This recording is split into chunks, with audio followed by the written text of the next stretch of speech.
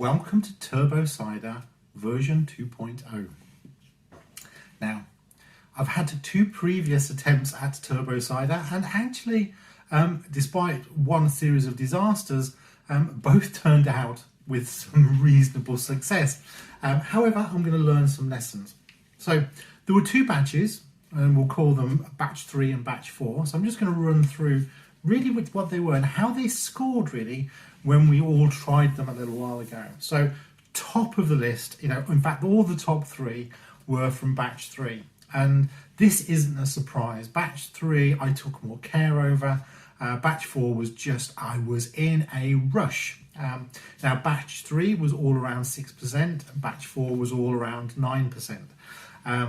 Literally, sort of on batch 3, I'd done all the right things. We put some yeast in, we put some nutrient in, we'd sort of just used some apple juice, added some tanning with the black tea, and then, sort of just took care with it over time, and then sort of did a little bit of flavouring. So we had a sweet, we had a carbonated, and we had a sweet and carbonated option when we came to bottling.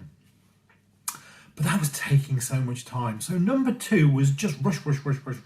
It was yeast, it was sugar, it was apple, and it was go. And it was also a dodgy fermenter. So I thought that effectively the whole fermentation had stopped when it hadn't. It was just the fact that my fermentation vessel was probably leaking and there was just nothing going through the bubbler. So after a number of sort of remediatory actions, that one then sort of did turn out to sort of give me 3 options. And again, I did a sweet, I did, and then I added some fruit, I added some apple, and I added some cranberry. And now all of these came out with slightly different successes. So here are our final top 6 rankings of those 6 different flavours that we did. And the first one that came out absolutely top was the 6% sweet and carbonated. Jack's Specimen Cider was the name we gave this one. And in doing version 2.0, I'm going to try and reproduce this one. This was sweet and carbonated and went down very, very smoothly. It was a very happy result with everyone who tried that one. Very, very close second, interestingly, and one that also people thought was quite sweet, was the just carbonated, so 6% and carbonated. This was Riley's Reactor Cider in at 6%, and that was, people found that one more of a medium sweet taste, even though there was no extra sugar. It was all just through the carbonation. So I'm going to have a try at reproducing that one as well. The third option that we created and coming in 3rd place was again from that first batch, and it was just the straight sweet. Many people just found that, just like apple juice. They didn't really taste particularly alcoholic at all. Very pleasant, but just like a simple apple juice. Now, the second batch, things went a bit crazy. And what happened was fermentation started up again when I added cranberries. And I did think this was going to be a complete and utter catastrophe. However, it turned out that it wasn't. And actually, so in equal 4th place were both originally at 9% before I lost control of the fermentation, was the cranberry flavoured cider. So this was probably cranberry moonshine, and people did feel this tasted almost more wine-like than anything else.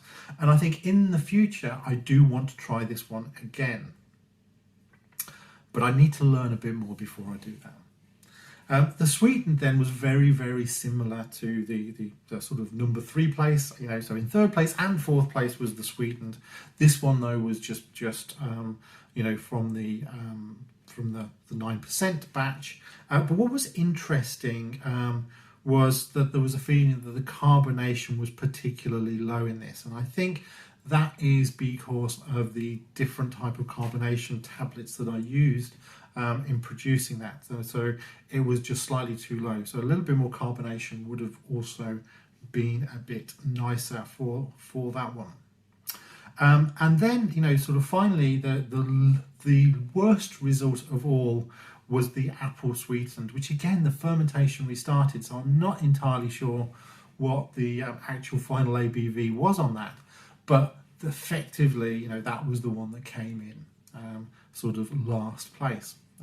So there were my rankings, and my goal was really to sort of do a version 2, and so in doing a version 2 I wanted to take the best bits, if you like, the learnings from that, and actually see what we can do. So you know, I'm definitely going to sort of do very much the same thing as the first one. You know, take it very slowly. We've got some apple juice, fine. We've got some nutrient, fine. This time I'm going to use some Flavouring E1118 yeast, which is again a type of champagne yeast, and so that should be good. And I'm also going to just up the number of tea bags slightly. So I just made a quick mug of tea, and it does seem like just sort of more tea bags would be appropriate. So I'm definitely going to steep a couple of tea bags in some bottled water, about 300 ml of bottled water, as part of the sort of putting some tanning into that. And then, you know, when we get to racking, I'm going to go 3 ways. I'm going to try and reproduce the sweet and carbonated. I'm going to try and reproduce the straight carbonated. But I'm also very, very interested in doing a flavoured. And the flavoured option I'm going to try is apple pie. And the apple pie flavoured really sort of is a combination of different sort of flavours that are going to be popped into the mix, and that is going to be, and I have the list in front of me, a cinnamon stick, a whole clove, a couple of allspice berries, a little bit of grated nutmeg, and a cardamom seed. So they are typically the ingredients to apple pie, along with some sugar, but I'm not going to put any more sugar into the mix. We're going to try that.